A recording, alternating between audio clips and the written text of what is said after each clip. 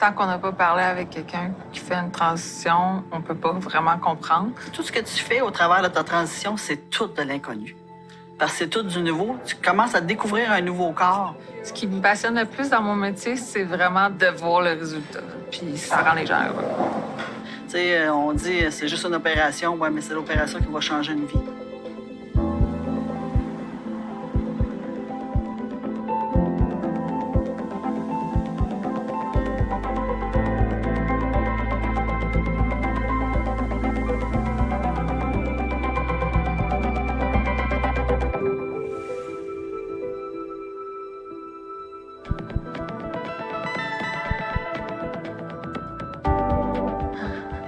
Prête? Oui, toi? Oui. Oui? Enfin. Oui. Moi, je suis rendue, j'ai terminé toutes mes étapes de transition, sont toutes faites, toutes mes opérations sont faites. Aujourd'hui, c'est une correction d'opération. Donc, la dernière opération, il y a eu un petit problème. On va replacer finalement l'implant érectile à sa bonne place. La nervosité n'est pas la même parce que tu connais le processus, tu sais comment ça va fonctionner. Tu sais, je me pose pas la question comment ça va se passer ici, là, je le sais par cœur. Là. À un moment donné, il faut que tu fasses le bon choix pour toi. Là. À tous les jours, moi, je voulais mourir, puis je le disais à ma conjointe à tous les jours. Je suis content aujourd'hui, tu sais, je me suis pas accrochée. Là, puis on avait un garage, puis c'était aussi fort que ça. Mais j'avais tout dans la vie. J'avais tout pour être heureux. J'avais un fils qui était adorable, j'avais une belle famille, tu sais, avec moi, j'avais ma conjointe, j'avais une bonne job. Mais il manquait toujours quelque chose. Il y avait toujours quelque chose qui faisait que ça allait pas dans ma vie. Puis je trouvais pas c'était quoi. Puis quand ça a commencé à être plus clair, j'ai commencé à comprendre pourquoi je voulais tant mourir. C'est que je fitais pas, là. Je correspondais pas à ce que j'étais en dedans. Fait que je pouvais bien pas être bien. Ça a juste... quand ça a été clair, on dirait que ça a enlevé le poids qu'il y avait sur mes épaules.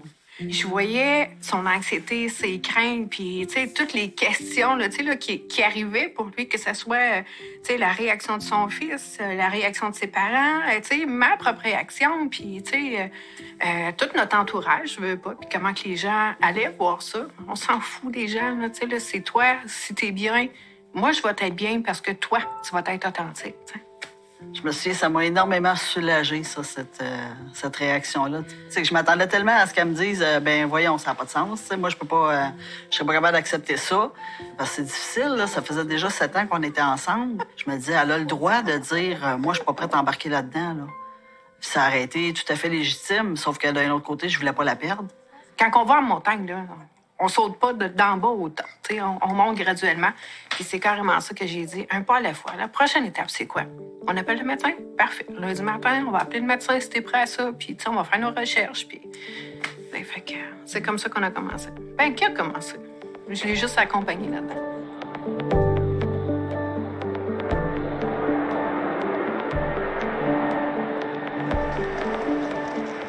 I come from Alberta. This is the third time we're here. The first time would be for the consultation, and it was just him and I coming here. The second time would be the phalloplasty surgery. That was with mom and dad. And then this is the third time for stage 2 urethra connection. I am semi-excited, but I also don't know what to expect either because this is a new thing for me. So it'll be quite, maybe even challenging for some people because we all know standing peeing could be quite messy. Quand j'ai pu faire pipi debout, ça a été quelque chose. Parce que, bon, à la première opération, tu as la phalloplastie, puis ensuite de ça, tu as la connexion de l'urètre. Mais ça, là, c'est entre 6 mois puis 1 an entre les deux avant qu'ils fassent l'opération, là. Donc, pendant cette année-là, tu peux pas faire pipi debout. Ça, c'est frustrant. Quand ils ont fait la connexion, là, la première fois que j'ai pu faire pipi debout, écoute, je jubilais, là, ça avait pas de sens. Je pense que j'aurais pu inviter la famille à venir assister à ça, je l'aurais fait, là. J'étais complètement hystérique, là. J'étais comme, ouais, ça marche! Enfin! C'est vraiment l'inconnu. Tout ce que tu fais au travers de ta transition, c'est tout de l'inconnu. Parce que c'est tout du nouveau. Tu commences à découvrir un nouveau corps. À un moment donné, ben, tu deviens de plus en plus confiant avec le corps que tu as. Hi. My journey starts maybe when I was quite little. You know, I wouldn't be able to figure out why my brother would have one set of clothes. My sister had her one set of clothes. But I felt more like I wanted the other set. I didn't really maybe know what a girl and a boy was. Maybe the genders were a little bit too much for a 5-year-old. But later on in life, I finally realized, like, oh, okay, this is, very interesting and different. And I never really told anybody about it. But, I just kind of lived my life with what I have. There's a part of me that one day woke up and said, I've done a lot of things for other people. And that's probably how I got by really smoothly through life, is that I didn't actually focus on myself. But the moment I realized that, you need to focus on yourself and you need to learn to love yourself at one point in time, that's when I decided that I didn't want to live with any regrets. And this was the one thing that I thought, I don't want to live like this anymore. Wow. Alors, je me représente, même si on se connaît. Christine. On va compléter la mission ensemble. Alors, ici, j'ai les consentements de la chirurgie. Nicolas, c'est un patient que je connais depuis quelques années parce qu'il y a eu une mastectomie qui est habituellement la première chirurgie que les patients vont avoir. Souvent, je vais les perdre de vue pendant quelques années. Puis ensuite, ils vont avoir une hystérectomie, c'est-à-dire enlever l'utérus, les ovaires. Donc, la première étape que Nicolas a eue après ça, c'était la phalloplastie. Et puis, après ça, on a mis un implant pénien avec un implant testiculaire. L'implant pénien pour avoir des érections. Puis l'implant testiculaire, c'est plus pour esthétiquement là, au niveau du scrotum pour que ça soit plus naturel. Fait que la mission est complétée. C'est bon? C'est super. Une belle journée. Merci. Bye-bye. Bye. Je reviens à la prochaine, mais je suis pas sûre que ça va faire votre affaire. Non, c'est posé la dernière. Là. Ouais. Bye. Bye, bonne journée.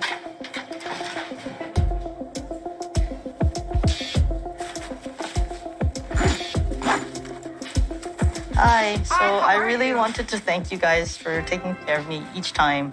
So I just brought something for you guys. Usually I speak to Vanessa, and there's always been Rosemary and a whole bunch of... Yes, I'm Rosemary. How are you? Yes. I just really wanted to thank you guys for It's our pleasure. Thank being you. so great. No worries. So much. No, thank you. Take care of Yeah. yourself. I will. Okay. Thank you. Bye-bye. See? Just brought something little for you guys again. Thank you. Too nice. Show it to me. Very nice. Good. And it feels good. Happy for you. Yeah, Yeah. it's soft. Yeah. So, Happy for you. Donc, c'était mon patient, puis il était très sympathique. Fait que c'était pour ça, des fois, on a des liens un petit peu plus, des gens qui on s'attache un petit peu plus, c'est normal. Hein? C'est très émotif pour eux. Puis nous, ben, quand on les voit comme ça, on est heureux pour eux. On fait partie de ce processus-là, puis c'est magique. Salut. Salut, pas trop stressé de la chirurgie qui s'en vient. Comment ça?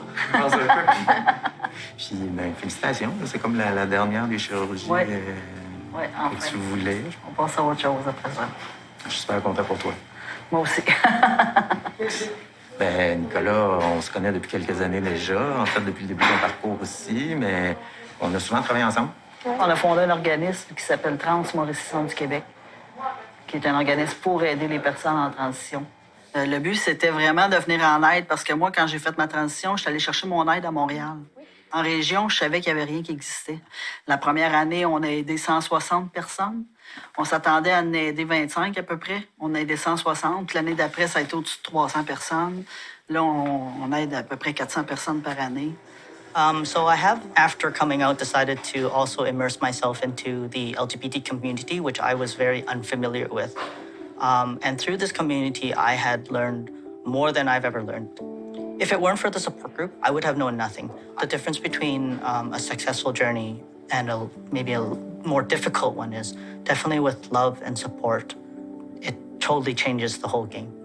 Moi, j'aimais ça quand c'était des jeunes qui venaient parce que je me disais, ils sont jeunes. C'est le temps de se poser ces questions-là pour eux autres. Ils attendront pas comme moi d'avoir 40 ans. Puis, combien de jeunes sont venus dans nos bureaux puis qui disaient, si vous étiez pas là aujourd'hui, moi, je serais plus là, tu sais. T'sais, on a un qui nous a dit carrément, moi, si vous étiez pas là aujourd'hui, je sais à quelle heure que le train passait. Parce que le train passait à côté de la bâtisse. Fait que j'ai les frissons. J'en parle, puis j'ai les frissons. Là.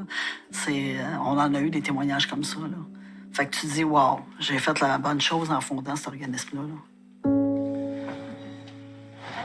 Allô? Allô, ça va? Ça me fait rire à chaque fois combien de monde, tu sais, on connaît. Ouais.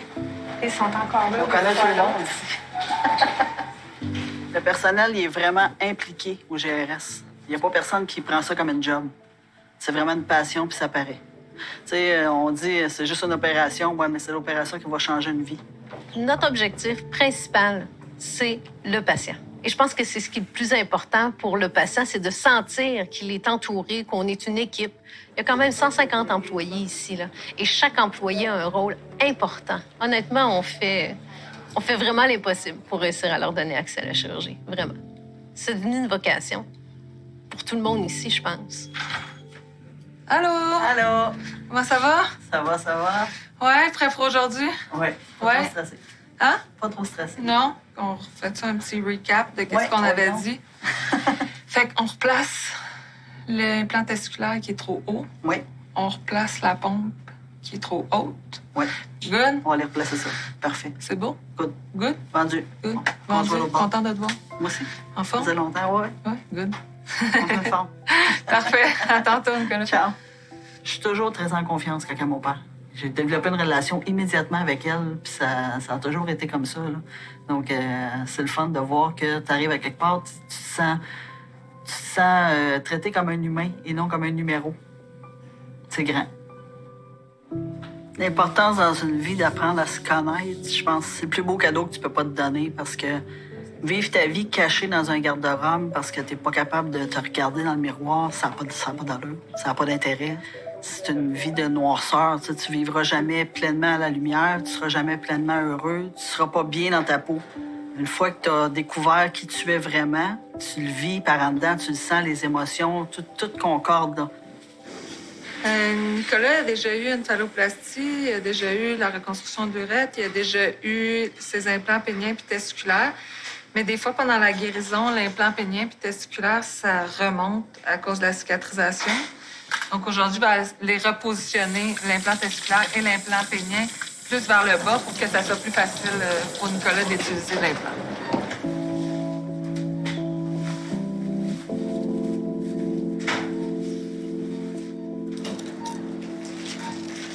J'essaie de palper pour voir où se sent le mécanisme d'un côté puis l'implant testiculaire de l'autre. L'implant est gonflé. Et comme c'est dans son aine, c'est difficile pour Nicolas de le faire, ce que moi je suis en train de faire en ce moment.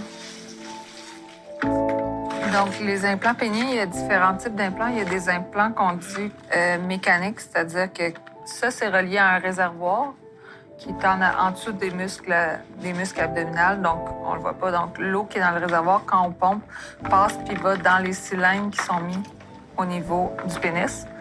Puis quand on le dégonfle, l'eau repasse et dégonfle, puis ça s'en va dans le réservoir, donc ça s'affaisse. Fait que là, je vais essayer de la descendre. J'ai vraiment une compresse comme ça d'antibiotiques. J'essaie d'aller briser la cicatrice pour faire de l'espace. Ah, ça. Donc ça, c'est un implant qui va être comme mécanique, qu'on appelle. On a des implants qui sont malléables, c'est-à-dire qu'ils ne gonflent pas, ils se dégonflent pas. On fait juste comme si le patient veut pas avoir d'érection, mais il plie par en bas. S'il veut avoir une érection, il plie par en haut. On a bien fait un repositionnement complet testiculaire et pénien. Le décompte est complet, il n'y a pas de pathologie. Les pertes sanguines ici? 10. C'est bon, merci. Super bien été, je suis contente. C'est plus beau. Tout va être à sa place. Tout est beau. Tout est plus esthétique aussi. Fonctionnel. Plus fonctionnel et plus esthétique aussi.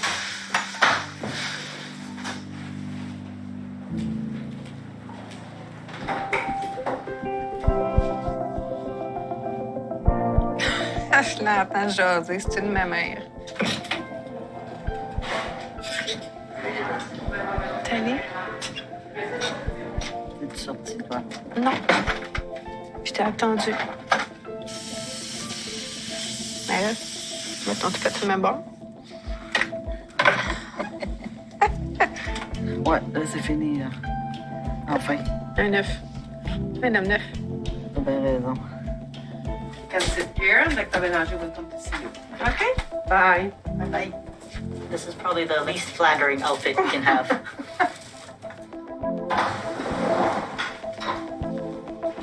Dr. Belanger! Hi. Hi! You're back. Yeah, I'm back. Happy? Very happy. Yeah, how's everything been? Fairly good. Yeah. I don't have any complaints. Did you have any questions about what we're going to do today? I looked at the diagrams. I didn't quite understand it. Do you think you can just do a quick, short explanation? Yeah. So let's say that your urethra that you have now is here. So you're peeing from here. And the other urethra that goes to the tip of the penis is right here. Okay. What we're going to do is put a catheter from here that's going to go out from here and then in your bladder. So we'll cut the skin around and close it. So then afterwards, you'll just have like a scar like that, like in the middle. Okay. So, yeah. I did get you something again. Oh, you're too nice. I really hope you enjoy it. Thank you. I have nothing like more than appreciation for you. Thank you. Thank you so much. I'm happy to see you. Yeah, I'm really excited to see you again. See you in there. Thank you. See you soon. Dr. Belanger is probably the only one who could draw something like this without getting in trouble. I think maybe we should know in the future if we have kids drawing these things, they could be like Dr. Belanger. They just might be a plastic surgeon. I think it's extremely amazing that nowadays we have medical professionals who are that skilled to be able to help somebody have surgery, to be able to live their authentic selves, to live the way that they thought their body should have been born with or naturally. And it's one of the probably most difficult surgeries ever to do and probably one of the most difficult decisions to ever make for somebody too.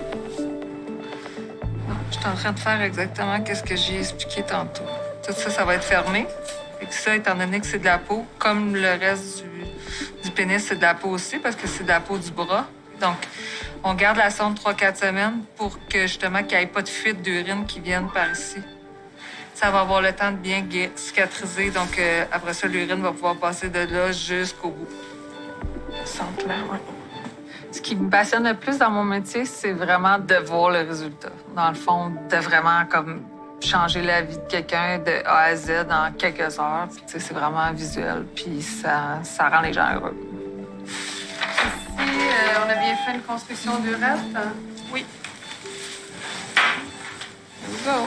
Ça a bien été, c'était simple, parce que des fois, c'est super loin, les deux urettes, une de l'autre, mais là, plus les temps avancent, plus on essaie de les faire rapprocher, puis ça va plus vite, ça va de mieux en mieux. Super. Bonne journée, tout le monde. À demain.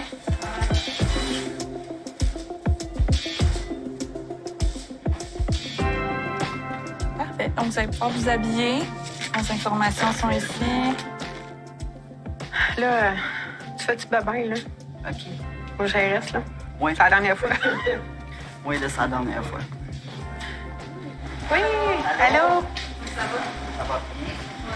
J'ai tout rebaissé, tout devrait être bon, puis je t'ai enlevé plein de peau en dessous, fait que ça va être beaucoup plus beau. C'était pas mal là. Ouais, c'est ça. Ouais, ça va? Ça va bien? Ouais. Good. Ouais. Parfait? Good. Faut-tu qu'il prenne des marches? Faut-tu qu'il fasse quelque chose en particulier? Ou... Non, tranquillos, là, mais des petites marches, c'est bon. Juste pas forcer. OK. Pas forcer, on Tu peux faire la liste. Ah, mon Merci. Hey, je vous aime encore bien plus. C'est bon? Super. Merci beaucoup. Ciao. Ciao. Bye-bye. J'ai eu un processus de transition qui a été simple. Tu sais, on s'attend à ce que les transitions soient compliquées, mais en réalité, c'est pas toujours ça. Aujourd'hui, j'en suis vraiment au point final, là. J'ai fini ma transition au complet, puis ça a bien été. You have a visitor. Hi, Jen. How are you doing? I'm okay. Oh, good. That's good. Yeah. I'm pretty good, I guess. I mean, it's done. Temporary pain is, just temporary, and then you live life till its fullest right after, right? The people around you, they can support you and help you, but this part of the journey is still yours. And so you really need to be able to immerse yourself and not be afraid and be brave and go do it. I don't think anything else could be as fulfilling as this. C'est un peu grâce aux patients. Je pense que GRS Montréal est ce qu'il est aujourd'hui. Oui, évidemment, il y a les chirurgiens, il y a l'entreprise, mais c'est les patients qui nous ont prouvé à quel point c'est important ce qu'on faisait. J'ai vraiment l'impression que chaque matin, quand on se lève, on fait une différence dans la vie de quelqu'un. Puis ça, franchement, là, c'est la plus belle chose qu'on peut imaginer. Tant qu'on n'a pas parlé avec quelqu'un qui vit cette réalité-là, qui fait une transition, on peut pas vraiment comprendre. Je pense pas qu'il y ait personne sur la planète qui se lève un matin en se disant qu'il veut passer par toute cette ribambelle de chirurgie, puis de stigmatisation, puis de complications, puis de souffrance physique, émotionnelle. C'est vraiment une nécessité, c'est pas un choix. GRS Montréal, c'est un hôpital intégré de chirurgie d'affirmation de genre, comme il en existe nulle part ailleurs au monde.